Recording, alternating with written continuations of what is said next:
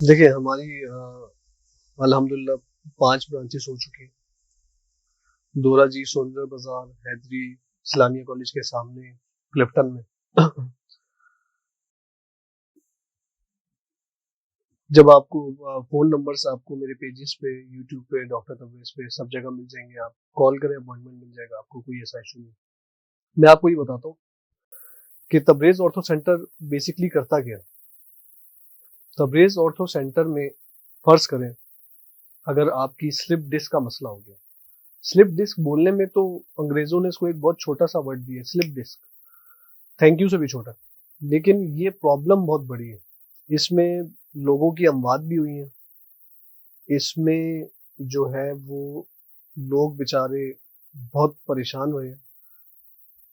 इसकी वजह से होता क्या-क्या है? इसकी वजह से आपकी कमर में इतनी तकलीफ होती है कि आप कभी अपने अजीज़-ओ-अक़ारिब की शादी में जाते हैं या कहीं पे भी जाते हैं, तो आप 2 मिनट से ज़्यादा बैठ नहीं सकते। तो क्या होता है कि आपको खड़े होना पड़ता है और जब आप खड़े होते हैं, तो आप खड़े नहीं हो सकते। आहिस्ता-आहिस्ता आप स्टिक पे आते हैं, उसके बाद आप वॉकर में आते हैं और उसके बाद इसका एंड ये होता है कि पेशेंट पैरालाइज़ हो जाता है। अब इसकी वजह से मसले बहुत होते हैं, तो मैं इतना शॉर्टली आपको समझा नहीं पाऊँगा कि स्लिप डिस्क से क्या-क्या मसले होते हैं। मतलब रटी-रटाई बातें तो सब करते हैं, लेकिन मैं आपको अपने तरीके से समझाना चाहता हूँ। तो मैं हर एक इश्यू पे अपने एक इंटरव्यू पे हर एक इश्यू पे बात करूँगा। अभी मैं सिर्फ़ आपको ये बता रहा हूँ कि तबरेज़ ऑर्थो सेंटर क्या करता है। तबरेज़ ऑर्थो सेंटर एक जदीद तरीक़ाकार इलाज है, जो मैंने दरियाफ़्त किया। 12 साल की उम्र से इसकी शुरुआत हुई थी और ये एक फ़न है, एक तालीम है, जो मैं आप तक लेके आया हूँ। 12 साल की उम्र से मैंने इसको सीखना शुरू किया। इसके अंदर बहुत सारी ऐसी चीज़ें होती हैं, जो शायद इस वक़्त आपको समझ में ना आए। फीलिंग पावर, आई सेंस, देखने का इलाज, आपकी कमर पे जो हम दवाई यूज़ करते हैं वो दवाई क्या है, हम कैसे इलाज करते हैं। हमारे इलाज में खाने की कोई दवा नहीं है, हमारे इलाज में कोई एक्सरसाइज़ नहीं है, हमारा इलाज फिज़ियोथेरेपी नहीं है, हमारा इलाज ऑक्यूपेंचर नहीं है, हमारा इलाज ऑक्यूप्रेशर नहीं है, हमारा इलाज कायरोप्रैक्टर नहीं है, हमारा इलाज हजामा नहीं है। हमारा ये वो इलाज है जो हम कर रहे हैं, इसको मैंने नाम दिया है हर्बल बैंडेज ट्रीटमेंट। मतलब अगर आप क्लिनिक पे आए हैं, आपको कमर में तकलीफ है, ना तो मैं आपको एनेस्थीसिया दूंगा, ना मैं आपकी सर्जरी करूंगा, ना आपको बेहोश करके लिटा कर कमर पे मैं चीरा लगा दूंगा। नहीं, ये कुछ भी कामयाब नहीं है। आप किसी के पास भी जाएं, अगला 5 लाख मांगता है, 10 लाख मांगता है, अगर आप अफोर्ड कर सकते हैं उसको दें, लेकिन उससे ये तो पूछे कि यार मुझे पेपर पे अब ये गारंटी दे दो कि मैं आपके पास चल के आया हूँ। ऐसा तो नहीं है कि मैं आपके पास से पैरालाइज उठूंगा या मैं उठ ही ना पाऊं। तो ये पहले तो आपसे डेथ सर्टिफिकेट पे साइन करवा लेते हैं, तो सब बुलशिट है, सारे बेवकूफ बना रहे हैं। अपने दिमाग का इस्तेमाल करें, नमाज पढ़ें, अल्लाह से मदद मांगे और उससे सिर्फ ये कहें कि या अल्लाह पाक हमें इशारा दे दे सही बंदे का, सही इलाज का। आप खुद ब खुद उस जगह पे चले जाएंगे। ये मेरा बिलीव है। तबरेज ऑर्थो सेंटर में जब आप जाएंगे, मैं बगैर एक्सरे के, बगैर एमआरआई के, बगैर सीटी स्कैन के, बगैर किसी टेस्ट के, मतलब अब हमारे पास अल्हम्दुलिल्लाह पेशेंट्स का टर्नओवर बहुत ज़्यादा है, तो अगर मैं सबकी रिपोर्ट्स पढ़ने बैठ जाऊं तो कमर वाला बंदा बैठ नहीं सकता। अब मैं उसको 4 घंटे वेटिंग में कैसे बिठाऊंगा?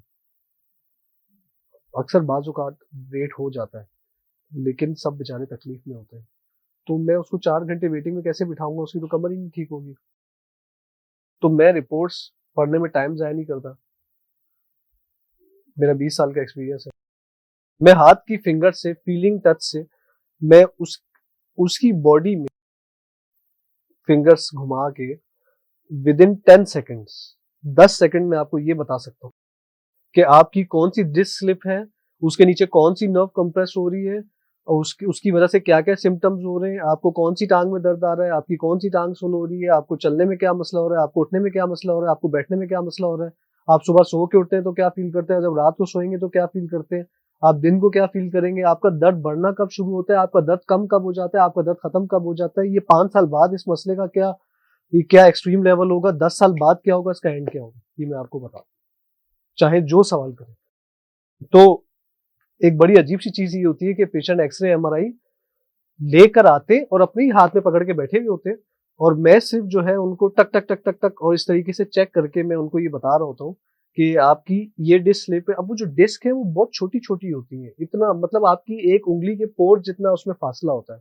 अगर मैं ब्लफ मारूंगा, बुलशिट करूंगा, तुक्का मारूंगा, क्योंकि हर कोई मशीन से चेक करता है, कोई दुनिया का ऐसा डॉक्टर बना नहीं है जो बगैर एक्सरे एमआरआई के चेक करके बता दे। अक्सर लोग चेक करके बताते हैं, उसे बेवकूफ बनाते हैं।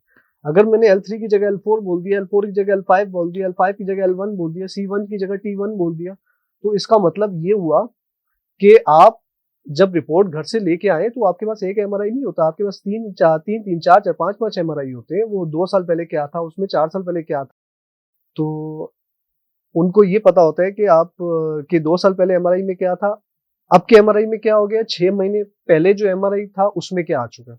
तो उनको एक एक बात पता होती है। जब मैं उनको बगैर रिपोर्ट्स पढ़े विद इन 10 सेकेंड चेक करके बताता हूँ तो उनका बिलीफ वहीं बन जाता है।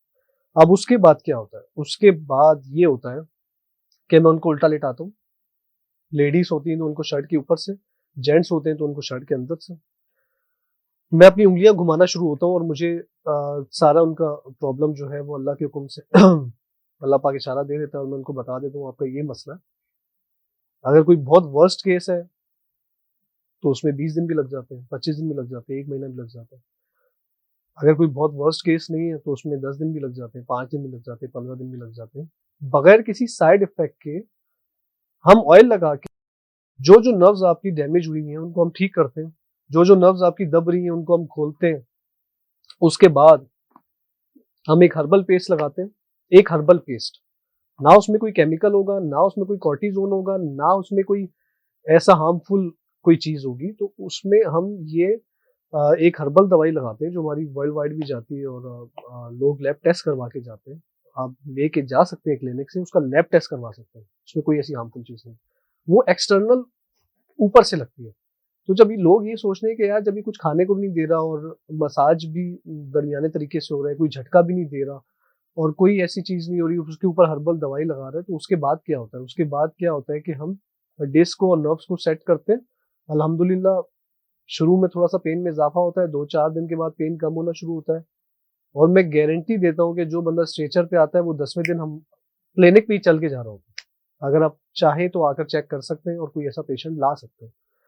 और मुझे नहीं याद पड़ता कि मैंने आखिरी मरतबा किसी पेशेंट का एक्सरे एमआरआई खुद से कब देखा होगा। कोई कोई ज्यादा कन्विंस कर ले तो देख लेता हूँ, खुद से कब देखा होगा। तो सिर्फ कमर इंसान के अंदर क्या है यार, बाकी सब चीजें, सबसे बड़ा ऑपरेट बाईपास का, सबसे बड़ा ऑपरेट है, सबसे लंबा ऑपरेट होता है बाईपास का। लेकिन उसमें होता ये है कि वो कामयाब है, वो कामयाब है, उसके फेलियर के चांसेस बहुत कम होते हैं। तो इस वजह से लोग वो करवाने से इतना डरते नहीं है और एक एक्सट्रीम लेवल पे वो जो है करवा लेते हैं। लेकिन कमर का ऑपरेशन कामयाब नहीं है, घुटनों का ऑपरेशन कामयाब नहीं है, सर्वाइकल का ऑपरेशन कामयाब नहीं है, हिप बॉल का ऑपरेशन कामयाब नहीं है, पैरालाइज का ऑपरेशन कामयाब नहीं है, यहाँ तक कि वेरिकोज वेन्स का भी ऑपरेशन कामयाब नहीं है। तो एक बंदा जो वो 10 साल से एक तकलीफ बर्दाश्त कर रहा है, कोई लाखों रुपए लगा चुका है, कोई 10 डॉक्टर के पास जा चुका है, वो दुनिया में जगह जगह जा चुका है, जब वो मेरे पास आता है पहले तो वो शौक होता है कि यार ये एक नॉर्मल लड़का ये कैसी बातें कर रहा है। फिर उसके बाद जब वो चेकअप होता है उसका, तो फिर उसका थोड़ा सा जो है बिलीफ बनता है। फिर वो दिल में ये सोच के लेट जाता है कि यार चले 4-5 दिन ट्राई करते हैं। जब वो ट्राई में उसको फर्क आ जाता है तो वो इलाज कंटिन्यू करता है। अगर वो केयर करता है तो एक वो बंदा जो 10 साल से, 15 साल से, 20 साल से तकलीफ में, अजियत में, बोलना बहुत आसान है, लेकिन एक बंदा जिसको 24 घंटे तकलीफ हो उस पे क्या गुजरती होगी ये आप नहीं सोच सकते। एक उसकी फैमिली लाइफ डिस्टर्ब हो जाती है, उसका वर्किंग लाइफ डिस्टर्ब हो जाती है, ना उसका घूमने का दिल चाहता है, ना उसका खाने का दिल चाहता है। एक बंदा जो 20 साल से ये इस तकलीफ में, वो हमारे सेंटर में आके जब वो 20 दिन में सही हो जाता है तो उसको यकीन ही नहीं आता। वो उसके लिए एक अनबिलीवेबल चीज होती है। या तो वो रो रो के मुझे दुआएं दे रहा होता है, या वो शॉक्ड होता है, या जो लोग उसके चाहने वाले वो आके मुझे देखने आते हैं और मुझे दुआएं दे रहे होते हैं अल्हम्दुलिल्लाह। तो फिर उसके बाद मैं श्योरली इस बात की गारंटी देता हूँ कि उसके खानदान में, उसकी जिंदगी में किसी को भी ये तकलीफ हो, वो सिर्फ एक ही बात कहता है कि तबरेज ऑर्थो सेंटर में जाओ, तबरेज भाई के पास जाओ और कहीं मत जाना। यहाँ तक कि हमारे टक्कर में ऐसे कितने सारे फेक क्लिनिक्स खुले हैं। आप हमारा कार्ड लेके जाइए क्लिनिक का, आपको बहुत सारे ऐसे क्लिनिक्स मिलेंगे जो एग्जैक्ट हमारा कार्ड जो है वो यूज कर रहे हैं, और बहुत सारे ऐसे क्लिनिक्स मिलेंगे जो मिलती जुलती दवाई यूज कर रहे हैं, और काफी सारी हमारी जो है वो मिलती जुलती चीजें, तबरेज ऑर्थो सेंटर का बोर्ड, मतलब इस तरीके की काफी सारी चीजें, मतलब मैं आपको बता नहीं सकता कि इस टक्कर में कितने क्लिनिक्स खुल चुके हैं और कितने बंद हो चुके हैं। लेकिन शिफा सिर्फ अल्लाह के हाथ में है। हम सिर्फ कोशिश करते हैं।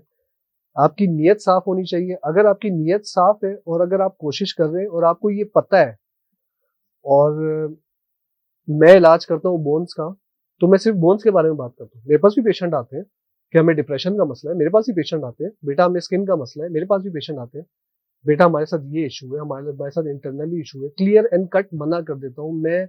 मुझे पता भी होता है लेकिन मैं बता नहीं सकता, क्योंकि मैं जिसके बारे में सीखा नहीं है तो वो मैं अपनी रोजी हराम नहीं कर सकता। तो काइंडली इस बारे में सोचिए। इसके बाद मैं आपको किसी इंटरव्यू में एक एक चीज के ऊपर बताऊंगा कि वो हम कैसे इलाज करते हैं, वो कैसे ठीक होता है। हमारे ओल्ड एज हजरात, दादा, परदादा, या ऐसे बूढ़े अफराद जो बिस्तर पे पड़े हैं, वो क्यों बिस्तर पे होते हैं? क्योंकि उनका हिप बॉल खराब हो जाता है। अब वो हिप बॉल में चाइना क्या कर रहा है, जापान क्या कर रहा है, पाकिस्तान क्या कर रहा है, दुबई क्या कर रहा है, यूके क्या कर रहा है, और हम क्या करते हैं। लेकिन इंशाल्लाह किसी इंटरव्यू में आपको ये जरूर बताऊंगा कि हम जरूर कुछ ऐसा करते हैं कि आप मुझसे दिन लिखवा के लेके जाएं कि ये बंदा कब चल के आएगा हमारे क्लिनिक पे। आप स्ट्रेचर पे अपने फैमिली के बंदे को लाए हो और ये दोबारा कब चल के आएगा तबरेज ऑर्थो सेंटर में, आप मुझसे दिन लिखवा के जाएं। और मैं ये कहता हूँ कि बनी बनाई बात, रटी रटाई बात तो सब सब करते हैं, सब करते हैं, याद करके आते हैं। आप वो बात करें जिससे लोगों का यकीन कायम हो। आप पेशेंट को ये बोलें कि मेरी गारंटी है ठीक हो जाएगा अल्लाह के हुक्म से। आप पेशेंट को ये बोलें कि ये इतने दिन में खड़ा हो जाएगा। आप पेशेंट को वो वाली लाइन ना बोले, वो जो फिल्मी लाइन होती है, हमारी तरफ से पूरी कोशिश होगी, इंशाल्लाह सब बेहतर होगा, आप दुआ करें, हम पूरी कोशिश करते हैं। उस क्योंकि फर्स्ट डे एटीट्यूड उसका बहुत अच्छा है, सेकंड वीक में जाएंगे तो एटीट्यूड थोड़ा सा मिड में आ जाएगा। फिर वो लाइन ये हो जाएगी कि बीबी आप तो बहुत जल्दी करती हैं, भाईजान आपको तो बहुत ही जल्दी है, थोड़ा सब्र रखें। फिर उसके बाद थर्ड वीक में एटीट्यूड थोड़ा और सख्त हो जाएगा, क्योंकि वो आपको पता है कि सामने वाले की मजबूरी बन गई है, उसको आना ही आना है आपके पास। वो थर्ड वीक में उसका एटीट्यूड ये हो जाएगा कि आप एक काम करें, आप सर्जरी करवा लें, ये मसला आपका बहुत बढ़ चुका है। और भाई जब सर्जरी लिख के देनी थी तो डे फर्स्ट से लिख के दे देते ना, इतना बुलाने की, चक्रे खिलवाने की, इतने पैसे लेने की क्या जरूरत थी। तो ये बातें बहुत जरूरी है। तकलीफों का तो आपको भी पता है क्या क्या तकलीफें होती हैं, उसके बारे में फिर कभी बात कर लूंगा, लेकिन ये बातें बहुत जरूरी है, ये अपने माइंड में रखें और काइंडली सोचें इस बारे में। और मैं ये नहीं बोलता तबरेज ऑर्थो सेंटर में आओ, इसके पीछे एक जर्नी है, वो भी मैं आपको कभी बताऊंगा।